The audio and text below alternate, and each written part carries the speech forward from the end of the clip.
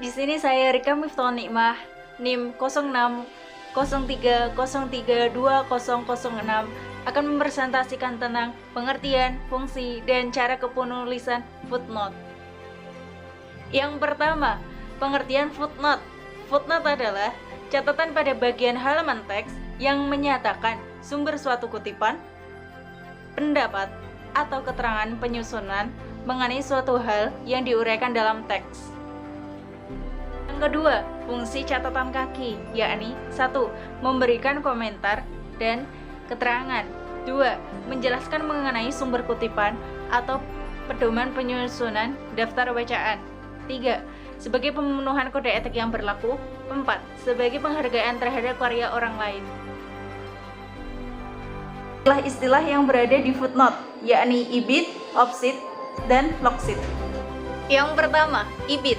Ibid adalah catatan kaki yang menerangkan bahwa catatan tersebut sama dengan catatan yang berada di atasnya atau catatan yang berada pada sebelumnya. Semisal, George Caraf, Diksi dan Gaya Bahasa, Gramedia Pustaka Utama, Jakarta, 1999. Lalu di bawahnya itu terdapat footnote dengan kata ibid. Nah, berarti si penulis ini mengutip dengan kutipan yang sama dari buku yang sama. Yang kedua, offset. Offset adalah catatan kaki yang menerangkan bahwa catatan tersebut diselingi dengan catatan yang lain. Contohnya, catatan kaki yang pertama, George Caraf, Diksi dan Gaya Bahasa, Pustaka Jaya Utama, Jakarta 2001, halaman 8. Footnote yang kedua, ibid, halaman 15. Footnote yang ketiga, Ismail Marahimin, menulis secara populer, Pustaka Jaya, Jakarta 2001. Footnote yang keempat, George Caraf, offset, halaman 8. Inilah yang dimaksud dengan offset. Offset yang mana tadi? Catatan yang diselingi dengan catatan yang berbeda. Yang ketiga, lockset. Lockset adalah catatan kaki yang menerangkan bahwa catatan tersebut menunjukkan hal yang sama dari sumber yang telah disebutkan. Semisal, George Caraf, Diksi dan Gaya Bahasa, Pustaka Jaya Utama, Jakarta 2001, halaman 23. Selanjutnya, Ismail Marahimin, menulis secara populer, Pustaka Jaya, Jakarta 2001. Lalu di bawahnya lagi terdapat George Caraf, offset, halaman 8. Lalu di bawahnya lagi terdapat Ismail Marahimin, lockset. Nah, inilah yang dimaksud dengan lockset. Lockset ini menerangkan bahwa tadi kutipan ini menunjukkan hal yang sama dengan kutipan yang sebelumnya. Ismail Marahimin, lockset. Berarti penulis ini mengutip dari pengarang yang sama, Ismail Marahimin, dari buku yang sama, berarti menulis secara populer dan dengan juga halaman yang sama. Maka ini disebut dengan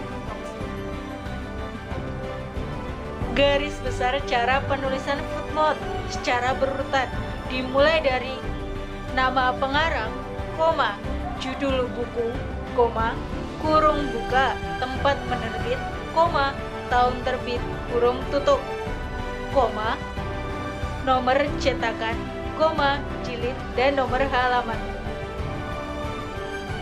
Tulisan catatan kaki apabila sumber rujukan berupa buku. Yang pertama, nama penyusun tanpa dibalik seperti halnya di daftar pustaka, semisal Hairil Anwar. Tidak diubah menjadi Anwar Hairil, cukup Hairil Anwar. Lalu, ketika nama penyusun lebih dari 2 orang, maka nama penyusun yang kedua ditambahi dengan kata penghubung dan. Lalu, ketika nama penyusun lebih dari 2 orang, maka cukup ditulis dengan nama penyusun yang pertama, nama kedua, dan nama ketiga, atau bahkan nama-nama yang lainnya cukup menggunakan dengan istilah DKK. Lalu, judul buku ditulis dengan miring dan setiap awal kata menggunakan huruf kapital. Nama editor, penerjemah, atau pemberi kata pengantar dicantumkan setelah tanda koma. Selanjutnya, diikuti dengan tanda kurung buka tanpa spasi, nama kota penerbit, titik 2, nama penerbit, koma, tahun terbit, kurung tutup tanpa spasi.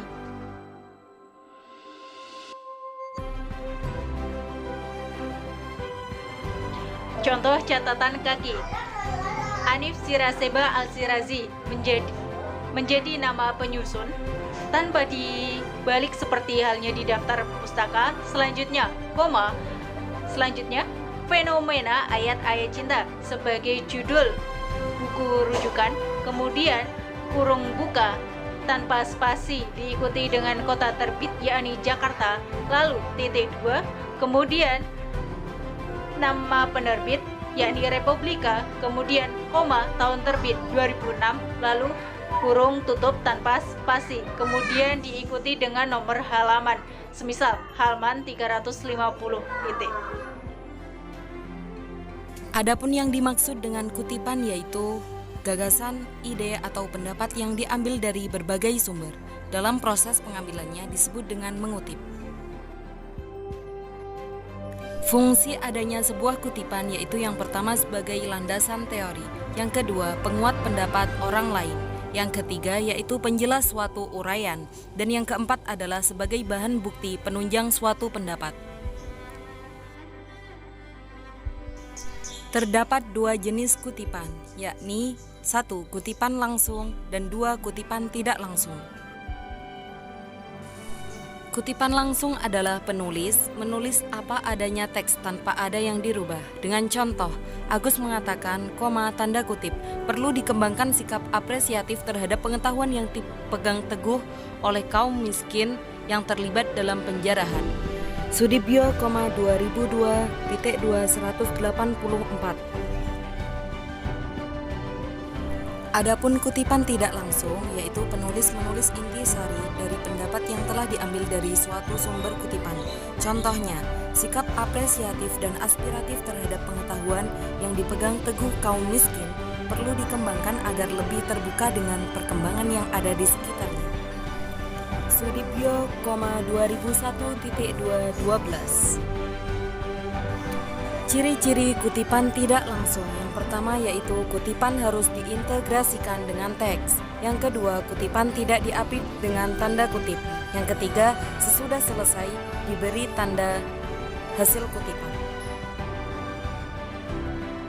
Ketemu lagi dengan saya Mila Rahmatul Azizah dengan NIM 060303200060. Pada kesempatan kali ini, saya akan membahas sedikit terkait dengan bibliografi.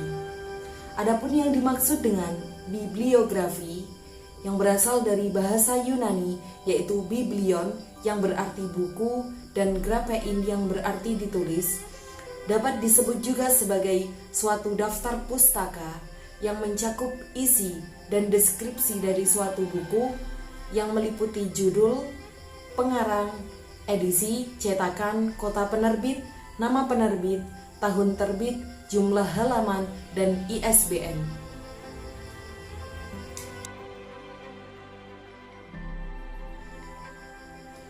Selanjutnya adalah maksud dan tujuan dari sebuah bibliografi. Dengan bibliografi, maka seseorang dapat menambah atau mengetahui suatu informasi. Selanjutnya yaitu sebagai sarana pengawasan, di mana untuk menghindari adanya duplikasi. Yang ketiga adalah sebagai bahan baku atau sumber penelitian lebih lanjut. Dan yang terakhir adalah sebagai standar SDM, sumber daya manusia.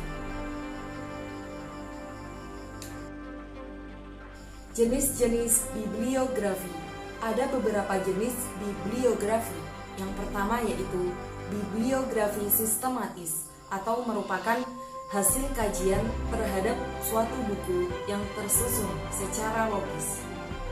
Yang kedua yaitu ada bibliografi analitis atau kritis, di mana hasil kajian tersebut mencakup kegiatan penelitian atas sifat fisik buku, yaitu dari keterangan pembuatan dan sejarah buku tersebut.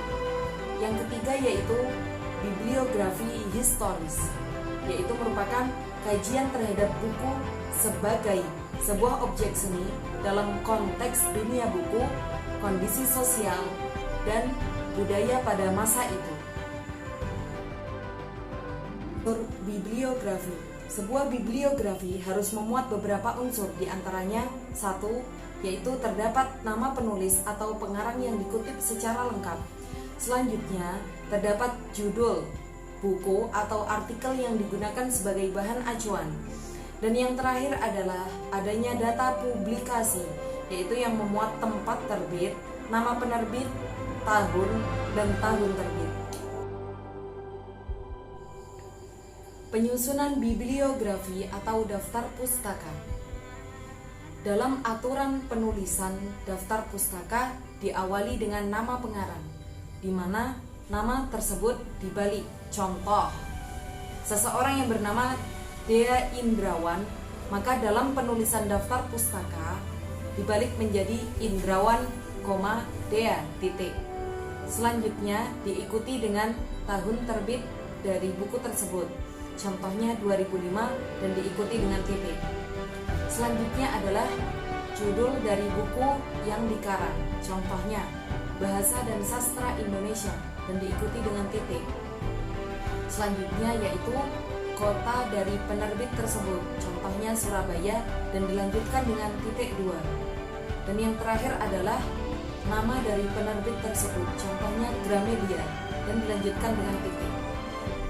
Dari contoh tersebut dapat disimpulkan hal tersebut yaitu menjadi Indrawan, Dea, titik 2005, titik Bahasa dan Sastra Indonesia, titik Surabaya, titik 2 Gramedia, titik. Adapun hal-hal yang harus diperhatikan dalam penyusunannya, yaitu yang pertama, daftar pustaka tidak diberi nomor urut. Selanjutnya, nama pengarang diurutkan berdasarkan abjad. Yang ketiga, tidak mencantumkan adanya gelar pada penulisan. Selanjutnya yaitu, jika penulis terdiri dari 2 atau 3 orang, maka semua nama dicantumkan. Namun, jika lebih dari 3, cukup dengan menggunakan singkatan ET, AL, atau dengan DKK. Yang terakhir yaitu, jika sumber bacaan terdapat beberapa tulisan dengan penulis yang sama, maka penyusunannya yaitu berurutan dan nama penulis cukup ditulis di urutan